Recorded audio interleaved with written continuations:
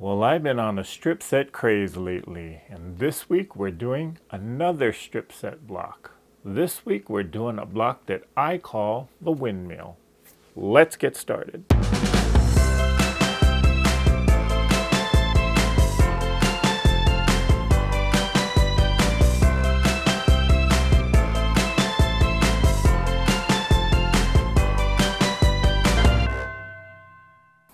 So to make this windmill block, as I call it, we're going to be doing it out of strip sets. So here I have 3 different colors of 2.5-inch strips, and these are cut to the width of the fabric. Now you don't have to use the entire width of the fabric.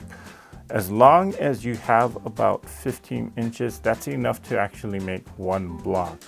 But I'm going to be making multiple blocks because I want to show you different layouts that you can do with this block. So I'm using the entire width of the fabric, and that's going to be enough actually for maybe 3, possibly 4, maybe, or maybe not. But I know you can at least make 3 blocks out of this if you cut your 2.5-inch strips by the width of the fabric. Now, in addition to these 3 2.5-inch strips, you're also going to need a background print. And so I cut the background. This is a 6.5-inch square. And for every block that you want to make, you're going to need at least 2 6.5-inch squares. Okay, so if you're making multiples, like if you're going to make 3, or possibly if you can squeeze out 4, then if you're making 3, you're going to need 6. And if you're making 4, you're going to need 8. So again, it's 2 6.5-inch squares per however many blocks you are making. And then again, I'm using 3 different 2.5-inch strips, and these are the width of the fabrics in which I'm going to have enough to actually make at least 3 different blocks. But if you only want to make one block, you probably can cut this down to half the size, or even about at least 15 inches. So to make the block, fairly straightforward. With each of these fabric 2.5-inch strips, I'm going to sew them together, and then I'm going to press the seams to one side. So let me see how I'm going to arrange this. Do I want that? Now, you can choose 2 of the same color and then leave the middle as a different color. You could also do 3 different prints like how I am here doing. Or you could, whatever color scheme you choose, it's your block. So you can decide how you want to do it. But I'm choosing to do 3 different colors. So I think I'm going to go with the purple in the middle because, well, let's see how does this look? Yeah, purple in the middle. If I put the pink in the middle, that's a little too close to each other, so I'm going to go with the purple in the middle. What if I do the red in the middle? Nah, I think I still like the purple. So again, color placement at this point when you're making your strip set, it's up to you. It does not matter. It's quilter's choice. So let's take these strip sets to the sewing machine and let's start sewing.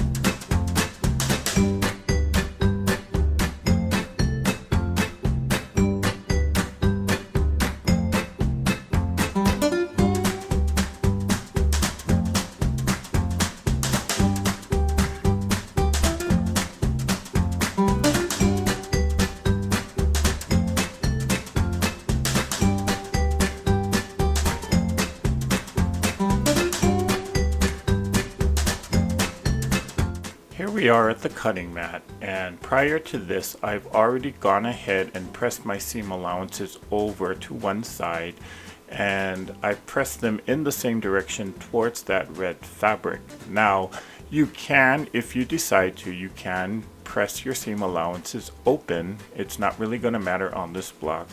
I just decided to press the seam allowances over to one side. We're going to subcut this strip set into 6.5-inch squares, and we're going to pair these 6.5-inch squares to a background fabric and make half square triangles out of them. Now the rule about measure twice, cut once, well, that saved me an error, because as you will see here, I realized that this ruler was only 5.5 inches and we're cutting 6.5 inches. So you'll see me swap out to a larger size square ruler. So learn from my almost mistake. Measure twice and cut only once.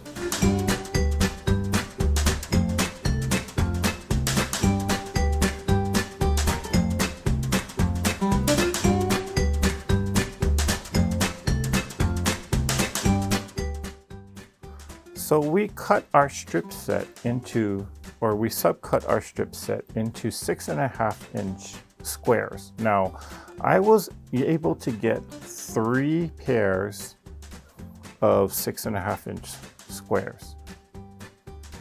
Okay. Now, in order to make one block, you only need 1 pair or 2 of these 6.5-inch square blocks. But because I'm going to show you different layouts, I just went ahead and made those extra blocks.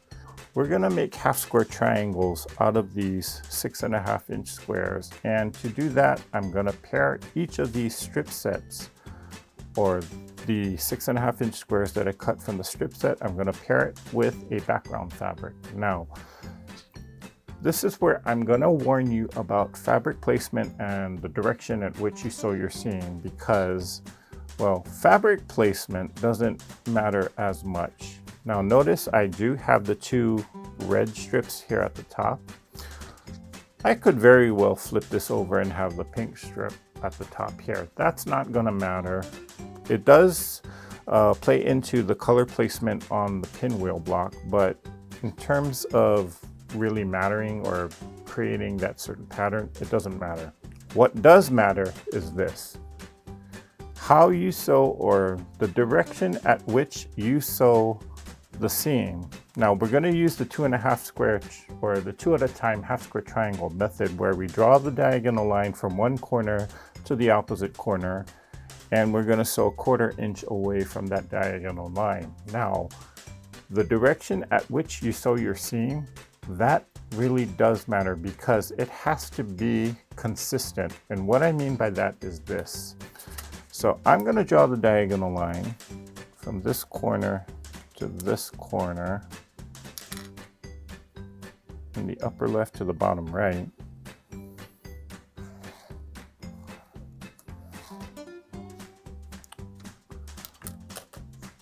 And then we're going to be sewing 1/4 inch away from that center diagonal on both sides. Now on this second square here, I also want to make sure that I'm keeping it consistent and doing it in the same direction.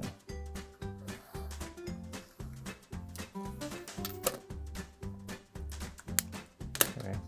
And so notice that both of these diagonals are from the upper left to the bottom right. Now I could have very well done it from the upper right to the bottom left corner.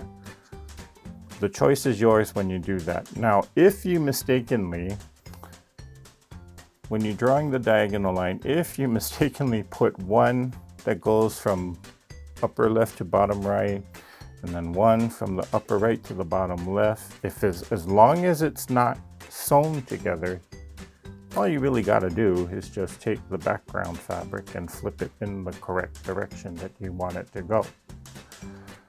Okay, but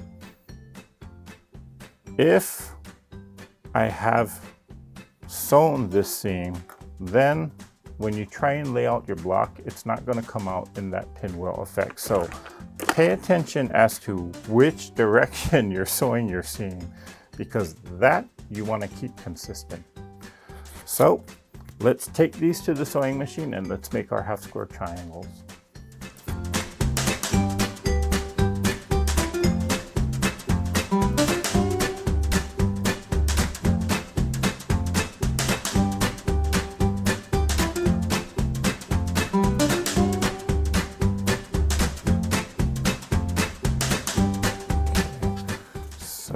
Here we have two two of our 6.5-inch squares and I sewed on both sides of the diagonal line. And so right now what we're going to do is we're going to square these up, and we're going to square these up to 6 inches. So I'm going to cut this off here, and I'm just cutting right on that drawn diagonal line. Now when you cut it in half, it does not have to be perfectly straight. As long as you got somewhat of a 1/4 inch seam allowance, you'll be fine. Notice here that the ruler doesn't even go all the way. I'm not going to sweat that. Here's what I do. Cut halfway, slide the ruler, reline it up, and cut the other half. I'm going to grab my 6-inch ruler here. So again, we're gonna square down these half square triangles, or we're gonna square up these half square triangles to 6 inches. Again, I'm lining up the 6-inch mark here right on the seam line, and the 6-inch mark here at the top right on that seam line. Then I can trim off my excess here.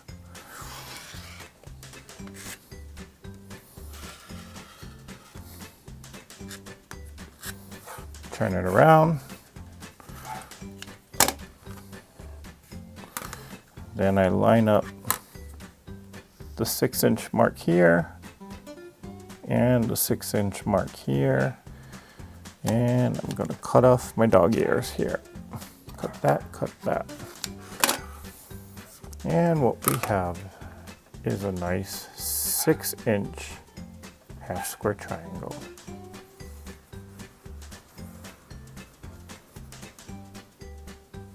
So let me actually show you this particular piece up close, because you see right there.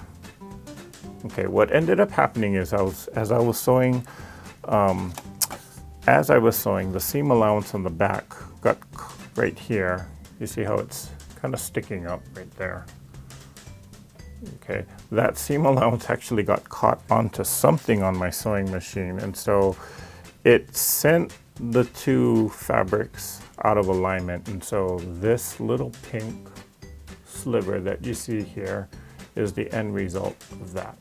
But I'm not going to worry about it just yet, because I knew that I was going to square up the block to 6 inches, and chances are that that little mistake or error or mishap, whatever you want to call it, it's going to get caught in the part that I trim off. So let's see.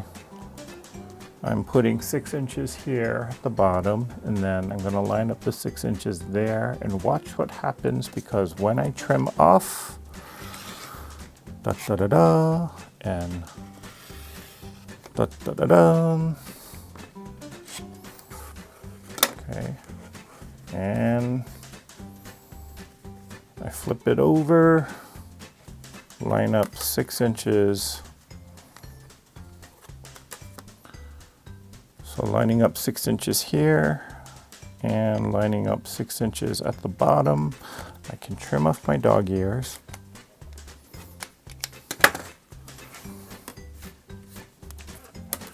And let me flip it over just to make sure. I'll open this up, kind of finger press the seam down a little bit. And what do you know? The block still measures 6 inches. So even if you don't sew it perfectly straight, I didn't catch that quite well, but even if your block, when you're sewing at the sewing machine and you're sewing the seam diagonally across, even if there are little slivers or little bits that still didn't quite line up like that, don't worry about it, because if you are going to square it up, it's going to get part, or that is actually the part of the fabric where you're going to cut that part off anyway. And so that's part of the beauty of squaring up your units, is that if you don't sew it perfectly, or if the fabrics were not lined up perfectly, like in this case, again, I do have a sliver of that pink fabric that's showing up right there. Again, I'm not even going to worry about that, because I know for a fact that once I square up this block, it'll be the perfect size that I need it to be, which is, in this case, 6 inches. So I cut that part off, turn it around, square it up, and we're going to line up the 6-inch line here on the left, as well as the 6-inch line there at the bottom. I didn't quite line it up. Okay, there we go.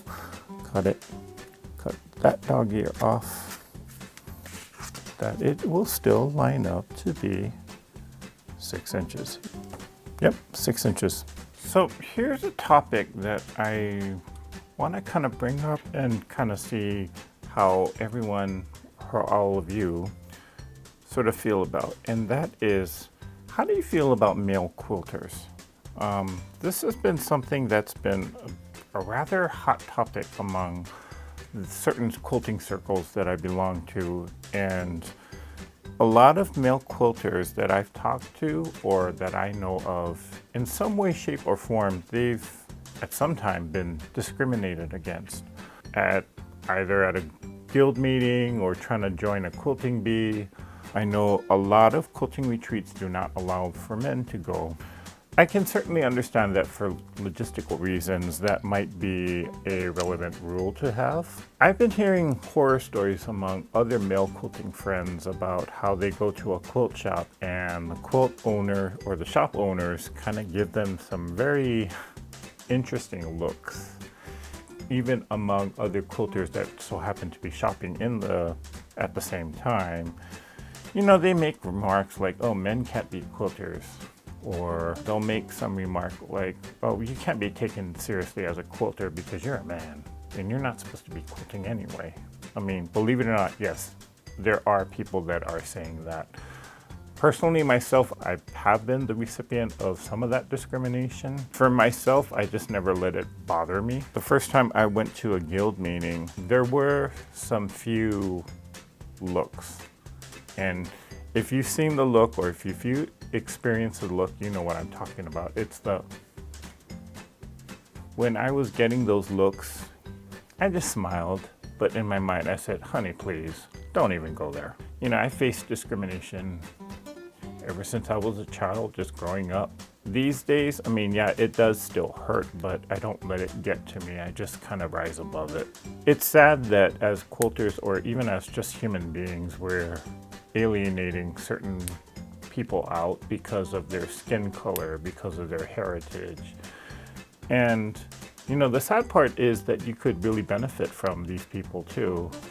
And just, I don't know, maybe you enjoy their food, or maybe you just enjoy their music, who knows. But for me, what gets to me is just the closed-mindedness of it all, and not just being open to reaching out to a new person or someone who's different from you. It's a topic that came up in a quilting discussion that I belong to, and these are all male quilters, and one of them just, again, faced some discrimination while fabric shopping. You know, we tried to encourage the person, but I'm kind of curious how you all feel about it. I know most of you that are watching this video are female, and so how do you feel about men who quilt? Do they make you uncomfortable when you see them at a quilt guild, or do you welcome them, or are you afraid of talking to them? I don't know. Let me know how you feel about the topic and put a comment down below. I should also share this story with you, and this is really funny. I went to a quilt guild once, and again, it was all female. I was the only male quilter in there. And being the only male quilter, well, especially because of my height, because I am 6'6". So all the women, I mean, I just kind of stood out like a sore thumb. But I started noticing and looking around, all the women were looking at me like a bunch of cougars that saw fresh meat. They were like, ooh, who's that guy? And, you know, again, I get looks because as a 6'6" Asian guy, I'm kind of unusual and I do stick out. So I'm sort of used to those type of looks, but it was hilarious that all of these women, I mean, again, it was like, as I said, it was like a bunch of cougars looking at fresh meat. One of the ladies actually got very brave enough to actually approach me and introduce herself to me. And she's like, hi, hello, how are you? Are you a quilter? I'm this. Yeah, I'm a quilter. How long have you been quilting? You know, just making small talk. And suddenly she kind of comes out and says, so are you single? And I'm like, yeah, I'm single. She's like, ooh, let me introduce you to my daughter. And then I just kind of rolled my eyes and I said, honey, your daughter's lovely, but she's fully equipped with the wrong equipment for me. And it took a while for the lady to get what I was trying to hint to her, but then her friend kind of nudged her. Oh, Thelma, are you that stupid? He's gay. And then she went, oh, but my son's available. And I'm like, lady, are you totally pimping out your children? And she responded, yes, I totally am, because I need to get them out of my basement. And I'm like, honey, move on. I'm not interested in that. But just a funny story here that I thought I'd share with all of you.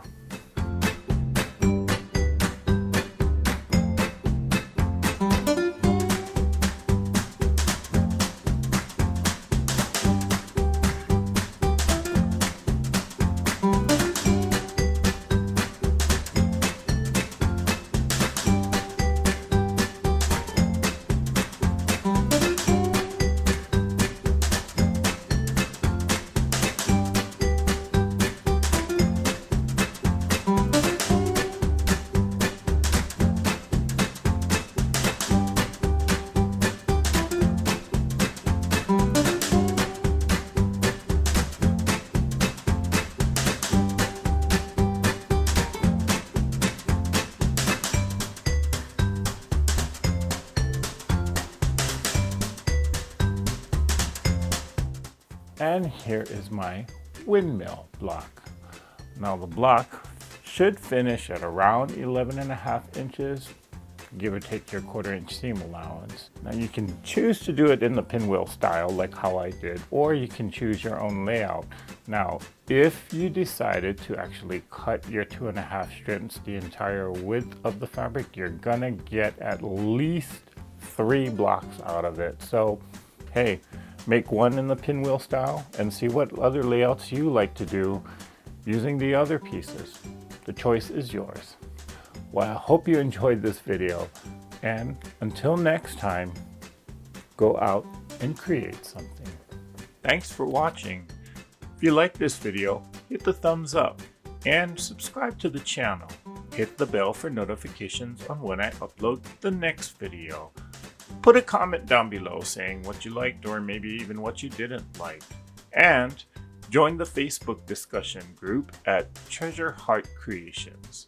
You can post pictures of the blocks that you created, or just scroll through and gather inspiration from other Treasure Heart Creation Group members. And from time to time, there are giveaways exclusively for Treasure Heart Creation Group members. So use the link in the description box below to sign up. If you're on Instagram, post pictures of the blocks that you're working on using the hashtag THC5252. Well, that's it for now. Now go out and create something.